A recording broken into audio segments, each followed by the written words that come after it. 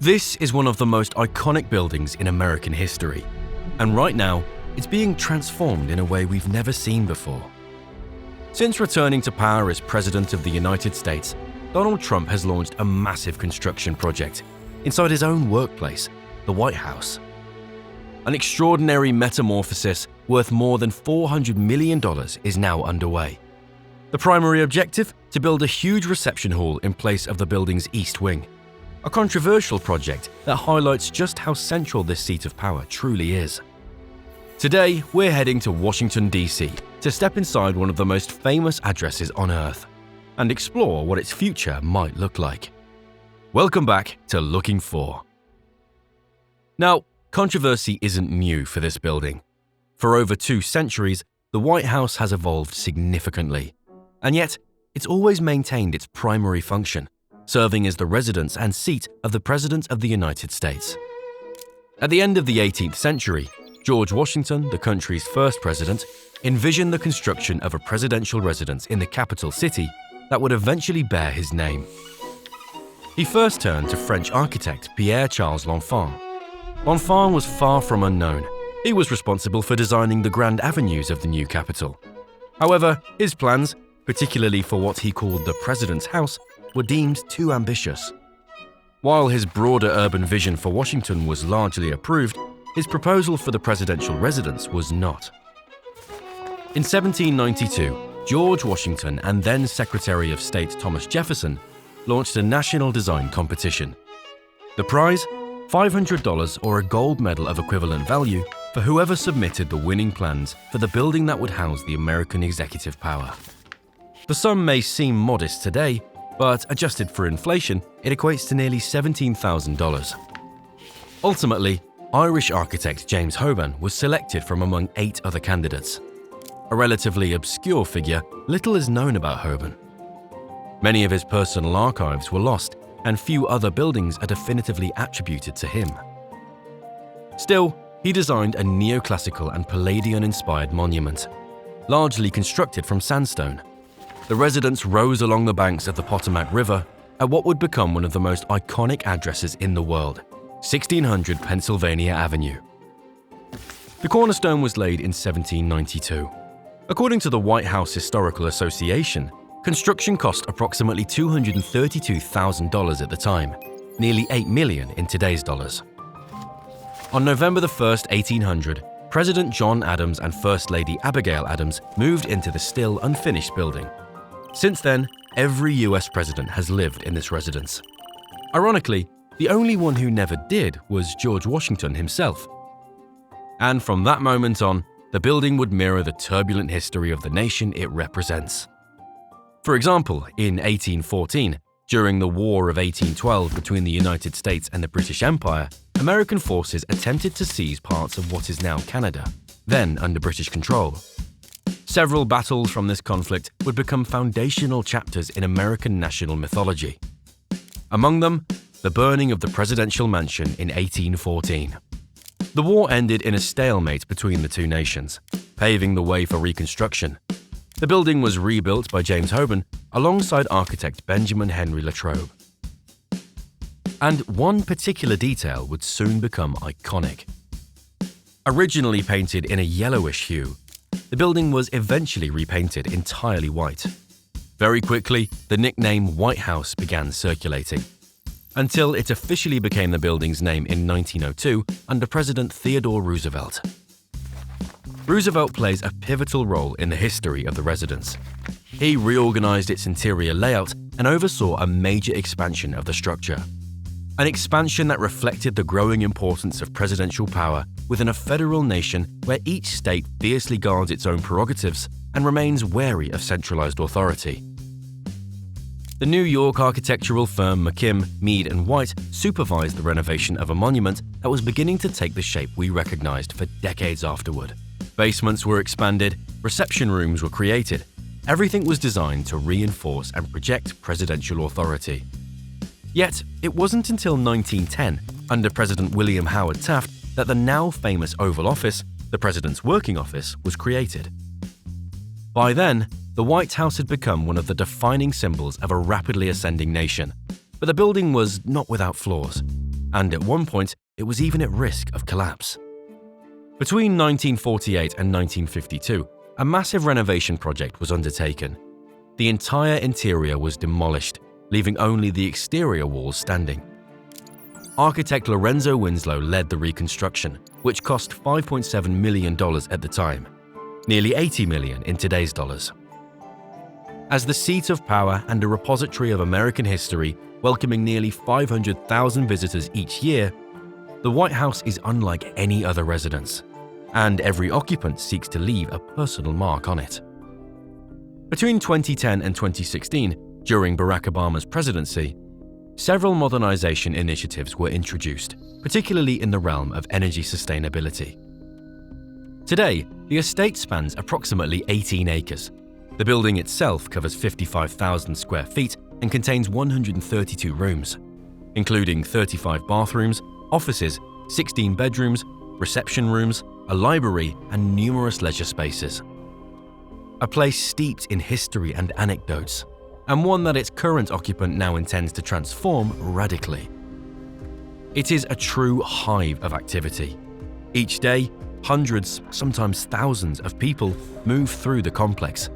Members of the presidential and executive teams, maintenance staff, operational personnel, security agents. Officially, however, only the presidential family resides there as tenants. And while they do not pay rent, presidents are responsible for their own personal expenses, including food, clothing, household items, and even haircuts. Coming from the world of construction and real estate development, Donald Trump has never fully set aside his developer's mindset. His second term appears to confirm that inclination, with an ambition that merges architectural vision and political symbolism. The construction of a gigantic ballroom in place of the White House's East Wing. The project is presented as a solution to a long-standing logistical issue frequently raised within the American administration. The White House, despite its symbolic power, does not currently have a reception space large enough to host major state events indoors. At present, the residence has only one large interior reception room, the East Room, which can accommodate around 200 guests. Larger ceremonies often require the installation of temporary structures on the south lawn, a costly and short-term logistical solution. This involves renting tents, setting up temporary equipment, and restoring the lawn afterwards. These expenses are typically covered by the State Department as part of the budget allocated for official visits. The new ballroom aims to eliminate that constraint altogether. According to the new figures released, the structure could span nearly 90,000 square feet, with a capacity to host several hundred guests, depending on the configuration presented. In other words, the new construction would exceed the footprint of the original residence itself. A clear indication of the scale envisioned by Trump. The ballroom would be built in place of the East Wing, an addition dating back to 1902 that has since undergone significant alterations. Traditionally, this area houses the offices of the First Lady. Unveiled with considerable fanfare, the project has sparked strong criticism.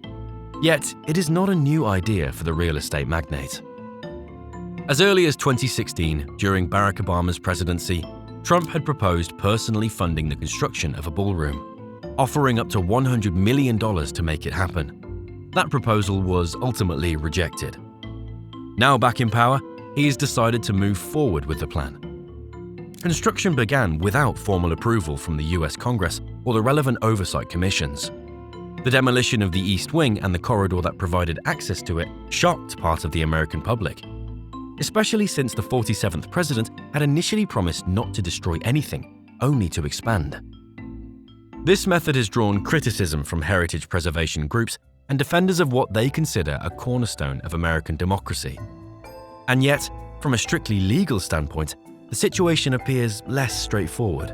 At first glance, this may seem counterintuitive, especially in Washington D.C., where strict urban planning regulations are in place, particularly concerning building heights and skyline preservation.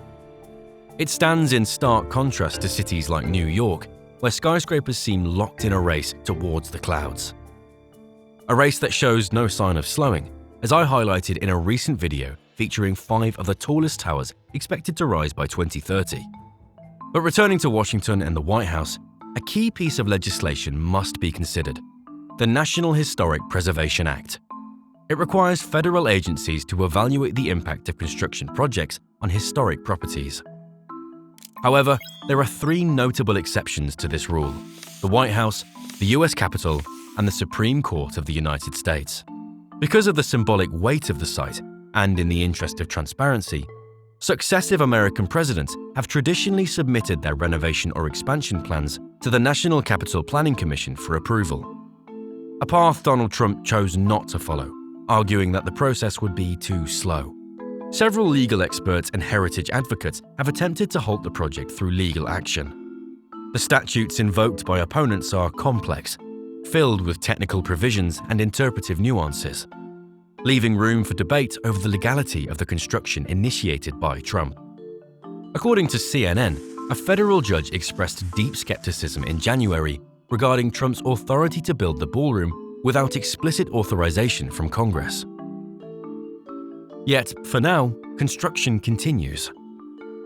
On the 20th of February, the Commission of Fine Arts, or CFA, gave approval to the project on aesthetic grounds, with new renderings of the project showing the 90,000 square foot or 8,360 square meter ballroom dwarfing the executive residence and the West Wing. Though not the final say, the approval by CFA, which Trump himself staffed after firing the holdover members from the Biden administration, signals forward movement on the project. Initially entrusted to the firm McCreary Architects, the project is now being handled by Shalom Barain's associates. The construction timeline is ambitious. The ballroom is expected to be completed before the end of Donald Trump's second term in January 2029, with a target delivery date frequently mentioned as summer 2028. So far, demolition and debris removal have been completed, and foundational underground work began in January. The East Colonnade, which was dismantled for the project, is set to be rebuilt and elevated with a second enclosed level. That leaves roughly 2.5 years to bring to life the architectural renderings the billionaire unveiled across television networks during the announcement phase. The visuals depict a monumental ballroom, lavish and imposing. Its decorative style aligns closely with the aesthetic Trump has applied to several of his own properties, including his Florida residence, Mar-a-Lago. The design features extensive use of marble and gold detailing, a style he has already begun incorporating into parts of the White House during his redecorating efforts. Trump has stated that most of the essential construction materials for the ballroom have already been ordered or are ready to be delivered, making any halt to the project increasingly difficult. Among these materials, structural steel, prefabricated concrete, marble and stone, windows and doors, as well as specialized security elements, such as bulletproof glass and an anti-drone roofing system. According to Trump, suspending the project at this stage would be highly disruptive, both for the White House's operations and for the construction process itself. The exterior facade of the new East Wing has recently been unveiled in greater detail. The main entrance, designed in a neoclassical style, will be accessed via a grand staircase tucked into the rear corner of the site, running along the colonnade. The ballroom itself will be located on the second floor and will span more than 20,000 square feet. Architectural renderings show a bright, open space framed by large windows. The level below is expected to be dedicated to logistics and operational support, the essential infrastructure required to run such a venue. Another key point of contention: the price. The initial version of the project was estimated at around $200 million. The current construction has since been re-evaluated at somewhere between $300 and $400 million. And who is paying the bill? According to Donald Trump, not American taxpayers, at least not directly. He has stated that he will personally finance the project, at least in part, with assistance from what he described as generous patriots and great companies. The Republican president even hosted a large dinner to thank billionaires and major corporations that contributed financially. Among the reported attendees were representatives from major technology firms such as Amazon, Apple, Meta, Google, Microsoft, and Palantir, as well as defense giant Lockheed Martin. Opponents of the project have raised concerns about potential political considerations granted to individuals and corporations that provided financial support. As with the possible concessions, the exact amounts donated remain opaque for now. Another question looms: what comes next? There has been discussion of adding an additional floor above the press briefing room in order to preserve the historic proportions of the building. Although Trump has maintained that the ballroom will not impact the existing structure, this new level would rise above the famous White Colonnade, immortalized by generations of American presidents. The ballroom, an explicit reflection of Trump's presidential vision, continues to generate strong reactions. Regardless of the outcome, it will likely remain a defining marker of this new chapter in the White House's history, a place where Donald Trump intends to leave a bold, perhaps even permanent imprint. At one point, rumors suggested that the new ballroom might even bear Trump's name. The president publicly denied that claim during a press conference. Whether that remains the case is yet to be seen.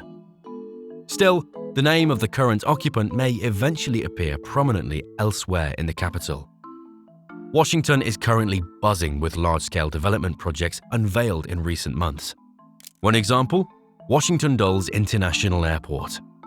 Trump has expressed a desire to see the airport extensively remodeled, possibly even rebuilt. In late January, several architectural firms submitted proposals for the airport's future redesign. One concept, presented by Bomelo Ajamil and Partners, in partnership with Zaha Hadid Architects, featured renderings labeled Donald J. Trump Terminal on a speculative structure. While the road to making that vision a reality remains long, the possibility has entered public discussion. And it's on that potential future transformation that we conclude this episode. I hope you enjoyed it. If architecture fascinates you, make sure to subscribe. You're definitely in the right place. Until the next video, I'll see you very soon on Looking For.